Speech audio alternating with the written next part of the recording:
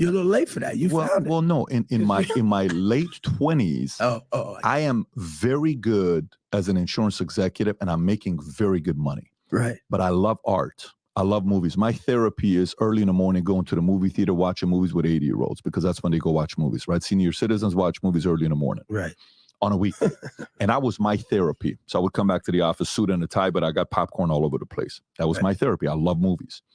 Even in Iran, when you're coping through things, we watched a lot of movies. That was the coping mechanism, therapy. That's what it was. So my wife at the time was my girlfriend. For my gift, she gets me a 1-hour session with Aaron Spicer. Okay. I don't know if you know Aaron Spicer is. He's an acting coach. Aaron Spicer. If you want to Google him, he worked with, I think, just type in Aaron Spicer, acting coach. He worked with J-Lo. He worked with Will Smith. Can you hear me? Yeah, I hear you. Yeah, I hear you. Something's doing something. No, it's fully fine. So I'm with this guy, and I sit down with him, and I said, hey, here's what I'm thinking about. I have a creative itch. If you're looking for a way to generate income on the internet, then you have to check this out. While you were watching videos today, and I don't want to be 60 years old looking back saying, hey, why don't you go pursue the creative itch? Right. He says, okay, what do you want to do? I said, I want to act. He says, what do you do with lag time? I said, what do you mean? He says, well, as an actor, you're not working 80% of the time. 100%. You're on the set 17 hours. You're actually in front of the camera 45 minutes. Right. So he says, and forget about even when you're working on the set, because at least you're around people. That's right. But what do you do when the rest of the 6 months out of the year, you have no work, you got paid, you're doing nothing? Can you manage your level of creativity to not be self-destructive? Because that's when a lot of guys lose. Oh, yeah. So he said, maybe you want to consider funding movies, maybe going a different route than doing this, because your brain is constantly going. For you, how did you, when you're saying, Boys in the Hood, and you do the second one, Gladiator, and then they drop you, you make $36,000 and $65,000. The third one was supposed to be $100,000, but they don't pay you. Yeah. Now you don't have a job. You're not doing anything till 94, 95. Then you get in the call for Jerry Maguire, and you did something in 94 for A Few Good Men, all the stuff that you're doing, right? Yeah. How do you manage your lag time? Are you able to find a way to not let your creative juices go to a place where you become self-destructive, or is that where you lose? Well, let me plainly answer. It's an everyday struggle. It's, just like when they say in AA, you do one drink at a time, same thing. I don't know if you knew this, but Sammy Davis Jr. was an expert marksman with the 6-shooter, and he could do all the things because that became his hobby. Oh, I skate like the wind. And at one point, I used my money and built an ice rink in my backyard in the Hollywood Hills next to the Sunset sign. Because I practice, I skate, and that became my outlet. Boxing was another one. I was in the Wild Card gym for 10, 12 years under Freddie Roach and all of his trainers there, Troy Bodine, Steve Petramali. These are people that were in my life, and the one thing, just like studying a character, when I'm not filming, I'm in the gym, I'm on the ice, and it's funny now because you can see my fingers don't touch anymore. It's like so many broken knuckles and stuff, and so I don't go to boxing gyms anymore. But Chris Chelios is a dear friend of mine. I had a beach house, and in this beach house, he had a dry sauna and a stationary bike. And I said, what is that? What are you doing on that? He goes, I watch my games in there, and that's how I station my, and I lose the weight. So now, whatever city I am, wherever I am, all over the world, I find the spas, and I do an hour and a half steam shower, a dry sauna, shadow boxing workout. And it's funny, I've been doing this now for at least 10, 12, 20 years, something like that. And I've been from Russia to London. When I was on the London stage, they just knew I had my routine. But it's that fanatical pit bull mentality thing. When you're not working, you got to get into a routine. There's the military thing of you as soon as you wake up, you get out, you make your bed. To this day, I make my bed. It's funny because even today I was in a hotel around the corner because I didn't want to go from So I started to make the bed. I go, no, it's a hotel room. You can leave, But it's like it's these little things that you program because it's true. An idle mind is the devil's playground, and we as actors, we constantly study behavior. I constantly am watching. I constantly am seeing how people do things because you're always, And if you think, it's so funny. It's like the hardest parts of my day when I'm dealing with something, be it loss or be it a darkness, are the mornings, because that's when I wake up. I'm fresh. My mind is the first thing that wakes up, and it doesn't go to the happy places. It goes with all the things that I have to solve. So now I'm solving with that, and I'm trying to work all of that stuff out. Now I'm up. It doesn't happen every morning, but it happens a lot of times. Do you still drink? Yeah, I have drinks every once in a while. Every once in a while. It's not like drinking. No, it's it's casually, especially. Best beer in the world is in the locker room after a game. That's it. You have two. It's now the first one. You're working out, extreme workout in your body. It's like, Yeah, because, sometimes, when you're talking to certain people who drink or alcohol or whatever it is that you're going through. Yeah. I was in the Army. I mean, we drank for a living. Oh, and you're either drinking because you like it. You either drink because you're addicted. That's right. You either drink because you're escaping or coping with something. Trying to numb your feelings. Body. Yeah. That's right. What's your reasoning?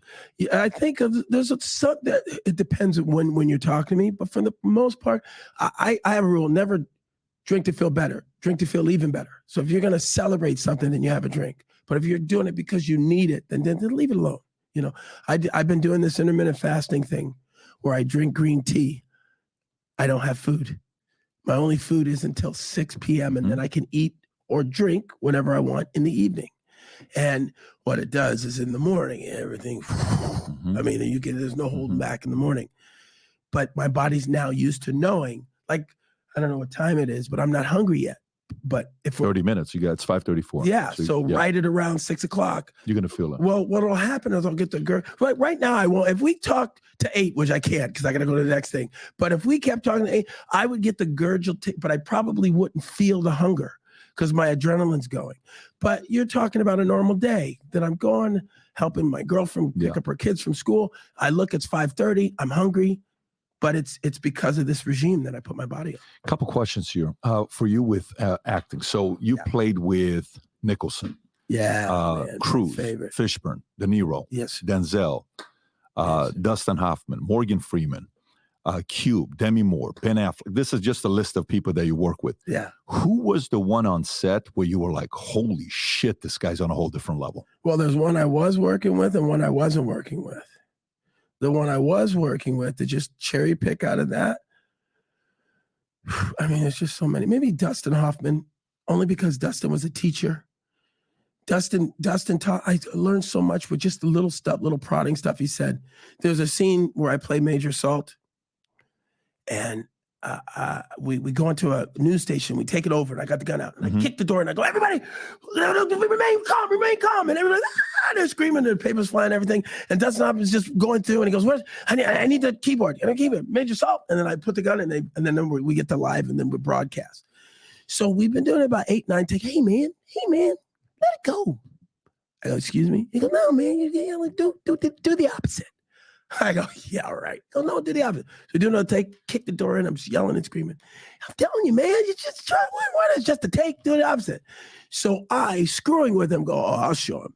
So they go, action. I kick the door and I go, calm down. Everybody screaming, yell. Everybody with Major Salt, please. Ladies, please. That's the take they use in the movie. Paying your bills on time raises your credit score, right? Wrong. In fact, this is one of the 3. And I went, wow, because it was the opposite of what you think would happen. Here's a man that lives in chaos. He knows what a gun does, the sight of a weapon does to a human. So the fact that he's got to point it, everybody's going to freak. He's got to be. And it was that lesson. And I went, wow. And anything I did on set, if it was too emotional, I made it comedy. If it was too funny, I brought something dark to it. Back and forth, back and forth. That was my lesson. The other guy that I never worked with, but I had 3 encounters with, that I went, wow, there's a movie star. and that was Clint Eastwood. Clint Eastwood came to the set. He was Dustin's friend. And Dustin said, you want to meet him? I can't. I don't believe I said that. But by the way, if I was hired to act next to him, then he wouldn't have been Clint Eastwood anymore. He'd been whatever the role was. But that's the guy that took my breath away. Why is that? Just the way he looked, the way he stood, the way he stood still, and everybody was buzzing around him. It was almost like he was the sun and they were all the planets around him. And I thought that's presence. That's real presence. He's still doing movies at this age, and he's 93 years old, born in 1930. Can you imagine? His birthday's coming up in 3 weeks, Not May only is he- 31st. Yeah, but I directed one time. He's directing and starring still. And when you're a director, everybody comes to you for every question under the sun. That's a love of the game, though. At that level. Did you ever do anything with Tupac or no? Did you ever? No, I saw him right before he passed too. Yeah, that's crazy. Never worked with him though. What did Tupac do? He did gang-related Poetic Justice. He did Juice. And he did a couple other things. He did a basketball. Did something with Jim Belushi. Remember he did the one thing? What did he do? Can you Above the Rim, Poetic Justice with Janet Jackson, which I thought it was great. Yeah. Bullet, I think is. Oh yeah, gang-related album soundtrack was actually good. I don't know if you've listened to the gang-related soundtrack. It was actually Not in a minute. Yeah, it was a really, really good soundtrack. Yeah. Cuba, with all this stuff that's coming up with Diddy and you're on one end, 50 Cent is calling out Diddy and here's what he's doing and all this stuff, and they got the back and forth. Yeah. I got Suge on here. Look at this example. Look what happened. Yeah. And I got Suge on. Yeah, exactly. No question about it. What do you think is going on with all the stuff with Diddy, with Little Rod, with, all the stories that everybody's hearing about? You mean in terms of what? I mean, his house being raided. I mean, that's crazy. That's the craziest thing I'd ever. And then, hey, how about me? I wake up in the morning, I turn on the Today Show, and actor Cuba Gooding Jr. I was like, excuse me, pull me into this. I think whatever he's dealing with, he's on his journey, man. I think that God has got him on a path where I can't imagine that he's stupid enough to do whatever he's doing and keep it on his premises. I think that the raid and all of that stuff, only time will tell who was involved, who had been a frequent guest in these places and areas. It's funny because my lawyers said, every outlet in the world wants to talk to you. And again, I'm like, I'm not defining myself from some headline in the press. So I stayed quiet. And it's so funny. So I'll tell you a little story about who my girlfriend is. She gave Robert De Niro 3 grandkids. Her name is Claudine De Niro. She married his son, Raphael. They separated and we've been together for a while. But she, at one point, ran Naomi Campbell's publicity. She, at one point, ran P. Diddy's publicity, right when he started doing the white party thing. He had just gotten freed from indictment, found not guilty. Did he? And he said to her, I'm gonna die running with these niggas, man. What if I told you that instead of setting up a green screen, you can just click a button into script and get this? I need you to help me with the white folks and the switch. And so she helped cultivate his new image. So they had a friendship for years. But I had never met him till probably 2019, 20, just casually, Claudine and I. He invited us to his house. The pandemic was starting to ease, and hadn't seen him since that night where this guy with this picture, it says that I had my shoulder on him and all this stuff, making it look sordid. Well, that picture, everyone in the room, there's probably 300 of us on the deck of P. Diddy's, I'm going to show you, on P. Diddy's boat, New Year's Eve. I went from one ship, Happy New Year. So I hung out with Tyson, and next ship, there's Drake. This ship had P. Diddy. He had his guy, his videographer. They're listening to music. And he says, hey, Cube, listen, you want to hear P. Diddy's new song? I said, yeah, sure. Sit down next to him. They didn't use this angle, which to me makes me laugh because I go, oh, I get it. You made it look the way you wanted it to look.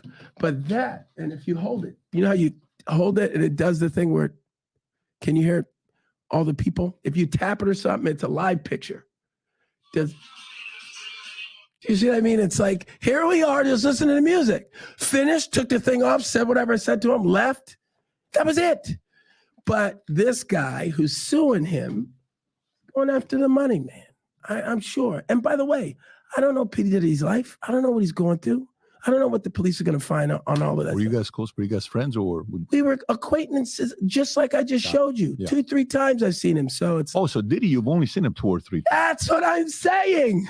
That's what I'm saying. So why would they include you all of a sudden in some I way? think because of the darkness of the other grab of the cases that I already had went through. Right. A lot of that stuff is 18 though, 19, right? Those are from 5-6 years ago. That's the right. cases. That's yeah. right. And that was that at the peak of the Me Too movement, or was that pre-Me Too movement? That's that right. Is Me That's Too right movement, when it right? kicked off. Yeah, Right. That was crazy. Yeah. So it's going to be interesting to see what happens with Diddy. Oh, 100%. Yeah. 100%. But I did not know that you guys only hung out 2 or 3 times. That's it, man. And 50 was with you for your 56th birthday. I think you guys were hanging out together But now- in Miami. Yeah, because we were in St. Bart's on that boat, but then in Miami, which is where I run around now, of course, I ran into 50 and he was promoting his champagne. I've seen Drake 100 times around town. He loves Miami. Yeah. Yeah. 50. I'm big with the rappers, man. How do you feel about 50? How's 50 like? It's so funny. I got a call from 50 who reached out to me and said, we got to uplift our Black entertainers and let's work together. I said, great. So we'll see, I try not to voice any of my opinion when it comes to the rap songs because just like everybody else, I'm into that music, man. Are you following the Lamar and Drake thing? No, I just heard about that. Yeah, got it. I mean, that's like a whole. Somebody just got shot today outside of Drake's house. I heard. See that? I heard. So, I mean, it's like drive-by shooting in a gated community. I mean, that sounds a little crazy. Yeah, Drake's security guard seriously injured in shooting at Toronto's mansion. Guard was shot inside Drake's home and had serious but non-life-threatening injuries while the assailant fled in a vehicle. Yeah, I say to them, just like I said to Tupac when I saw him in the lobby of that hotel in Chicago, he said, hey, man, help me, man. Give me some advice. I said, hey, man, just remember your artistry first. I know you're getting caught up with all this madness, but you're an artist now. He said, thanks, Cube. He hugged me and he went off. And how old was he at the time? Well, 2-3 weeks later, he was gone. Oh, no shit. I saw him, and here's the second time I saw Tupac. This is a true story. Now, I don't like the conspiracy thing. But that day, he was in a convertible, like Rolls Royce. He was at the stop sign. And I was on a hockey tournament, so I was in Vegas as well, playing hockey, and Tyson had his fight. And I jumped out of the car, and I ran up to his car. Pac, it's Cube. And all 3 cars, all these cars, boom, boom, boom, boom, with the guns. Get out. No, that's Cube good, man. Hey, that's Cube good. And I go, oh, sorry, man. He goes, you good? I go, I'm good. I'm sorry, guys. Got in the car. So that happens that day when the sun's out, and at night they get shot and there's no cops around. Here. That's a true story. I was involved in that. Why are you not investing in tax liens? No, seriously. Why are you not investing into one of the most... So in the morning, few hours later, he's gone. Yeah. Yes. And so where were all of those undercover cops that pulled the guns on me when I tried to approach him sitting in his car convertible? What are you saying? I'm just saying it's weird that they were going to blow me away, and I'm Academy Award winner. That's all I'm saying. Yeah, because that's 96. So Yeah. and 96, you're like everywhere. I'm the man. Yeah, you're the man in They're like, 96. we don't care. Get away. Back up. That's crazy. Yeah. By the way, what did he pay you for Jerry Maguire? I forgot to ask you earlier. Was that your big payday? No, yeah, at that point, $600,000. What's the biggest you made for a movie? Oh, Snow Dogs. I can't talk hell about Snow Dogs. Whoa, that was a good year. Well, that's a 1-2 hit, baby. 13 million total that year. Wow. I made a lot Get of money out of that here. year. Yeah. Good for you. You know that money's gone. Good. I already spent that money. Really? Yeah, $13 million. I understand. Yeah. I'm assuming you made some good investments. I made some investments, yeah, but yeah, that money. Hey, final thoughts before we wrap up. How do you feel about some of the stuff that's going on in Hollywood right now? Yeah. I think you commented, like even the DEI stuff that they're doing and forcing some things. If you want to win an Oscar or be nominated, you have to be able to qualify for all these things, or else the movie cannot be going. Oh, you're how talking about different diversity? Yeah, all that stuff. And you're a Black man. I'm Middle Eastern. How do you feel about saying well, in order for a movie to be nominated for XYZ, a third has to be this, and a third has to be that, and a third has to be this, and da-da-da-da. Yeah. How do you feel about that? Yeah, I think that's crazy. I think the idea of that is crazy to implement in Hollywood because, it's almost like, you say, all right, Cube, I'm going to have you work in my house. You're going to be the gardener. I'm a pool man. And me and the pool man say, you know what? We need more money. And you go, you're right. I want you, from now on, here's a set of rules. But yet, but I don't need you to work today. Matter of fact, I got another gardener that's coming in.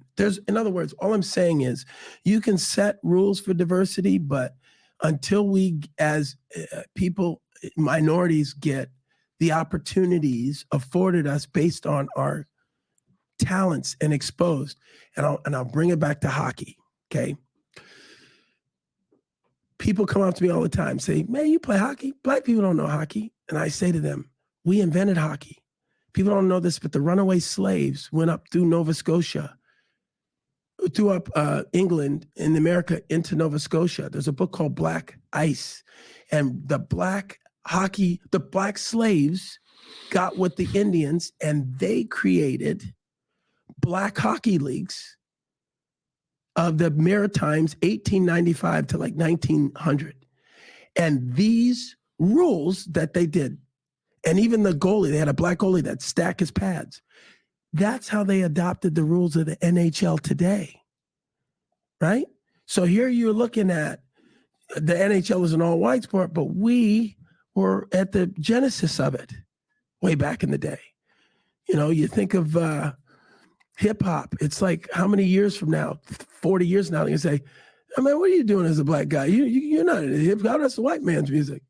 Do you know what I mean? It's like, so I think of the DEI and all of that as, any positive step you can get, but we need the tools. We need the inner city kids to have the same, it's funny because you talk about when they say nepotism, and my son, Mason Gooding, he has an opportunity, and let's be honest, because he has the exposure of who I am. So how you get around that, I think you just have to, I guess I really at the end of the day say I don't have the answers. Did you feel like you being black hurt you and making it in Hollywood? Like, did you feel you had a disadvantage? I always looked at and I do this to this day. I look at the positive side of things. I knew that when Coralie sent me to those auditions and I was surrounded by those white guys, that I had something they didn't have. And I she put me in that position to be seen where she wasn't looking for me. And I've always been that way in my life. When the ice hockey, the rodeo, horseback ride, motorcycle ride, anything where I know that I'm not going to blend in and I stand out, good or bad. I know that there's opportunity there. And that's what I try to look for in every area of my life. How to eat white rice and stay thin like in Japan. Rice is unfortunately pure glucose. It's the right mindset. You said something from Christian movies are coming up. I think your exact words were, I think Hollywood is just waiting to see what's going to happen. Let me see if I can find this, what you said here. You said you can't deny the shift with what is happening with faith-based movies. That's right. Hollywood isn't going to come and say, what are you doing?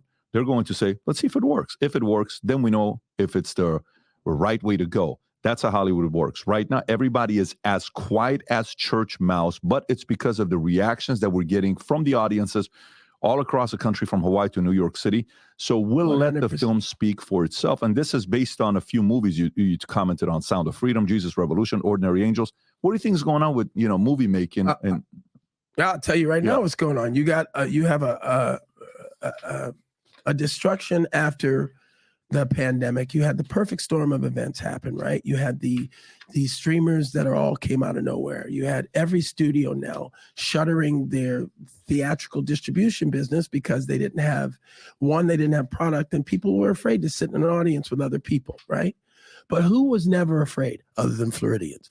But who was never afraid to go and sit amongst the congregation? Christians, I don't care if we had to wear a mask or if we didn't wear a mask, we went to church. And what Hollywood keeps forgetting, that these people we get up every Sunday put our best clothes on and we listen to the pastor. And the pastor says, see this movie, that's where we look. And after the end of the movie, we tell our friends, we buy tickets and we go to that. And I think there's a bunch of these examples, but the most obvious one, which always makes me laugh, is the Barbenheimer phenomenon. Yes, Barbenheimer made $1 billion. Even Top Gun made $1 billion. But what was there? Oppenheimer, you mean? What did I say? You said Barbenheimer. The phenomenon that was Oh, Barbenheimer. got it. Meant Oppenheimer and Barbie. I got it. And then the third movie would be Top Gun. Got it. What were your other choices? Especially with Top Gun, you only had Top Gun, so it made $1 billion. Of course, there's not a lot of competition because there's not a lot of product ready yet. But you look at Barbenheimer or Oppenheimer and Barbie. What was the other one that made quietly $100 million that nobody talked Sound about of that Freedom. starred Caviezel? Yeah. You see what I'm saying? Yeah. But Hollywood doesn't want to talk about that weekend. Now they say it in hindsight. Oh, yeah, and Sound of Freedom. Boy, what a phenomenon that was. And it just made this much money because it doesn't fit in their mold. It doesn't fit in their narrative. They need a narrative to follow, and then they'll follow it. And once they get it, floodgates are open. I think so as well. Brother, this was amazing. This is when is fun. the movie coming out? So Fire and August Flood coming out 2nd. August 2nd, 2024. 2,500 screens across the country, Fantastic. and eventually more than that. We are looking forward to watching it. Thank you. Appreciate you for coming out. Where can people find it? Is there anything else you want people to go to? Are you working on I have any other another film project? coming up too. I have another strong one, but I'm not supposed to show you the poster even though I brought it with you. I'll show you, but you can't put it. No, you can show it to me. I just But won't this say is anything. another Here we one. go. Do you know about it, Rob, or no? Angels have fallen, warriors of peace, and I played the archangel. Balthazar, either Balthazar or Getty. I'm blanking right now, but I'll show you. I'll even show you this over there. So steal the image and put it up there. I don't get in trouble with the director. That's my bread and butter. Get that next job with me. Get me and I show the poster. But you'll see. You can say to people in the poster you see with me. But All right, let's. isn't that very Tarantino-esque? Oh, okay. Randy Couture. Yeah, I saw that. whatnot. Respect. This one's violent, y'all. This one's violent, but it's got that uplifting. Denise Richards. Yeah, it's got that uplifting feel story, and I'm killing demons The poster. hand to hand. Look, Pimpin'. You see that, Pimpin'? You see that? Don't tell nobody. Don't tell nobody. My man. Again, Yes. appreciate you for coming out, man. Thanks, man. Really enjoyed talking to you with your I did- story. I did And by the too. way, I was going to tell you, though, I started my insurance company because I watched Jerry Maguire. I wrote a 16-page letter to the entire company executives. Eventually, that was the reason why I ended up leaving the company. If I don't watch Jerry Maguire, I don't send that 16-page proposal. If I don't send that 16-page proposal, I'm still probably in the same company. Wow. And so ended up one of the best things, me watching Jerry Maguire changed my life. God's will. My man. God bless you, brother. Love you, brother. This was great. Love you too. Yeah. This was fantastic. Call me if you need me. My man.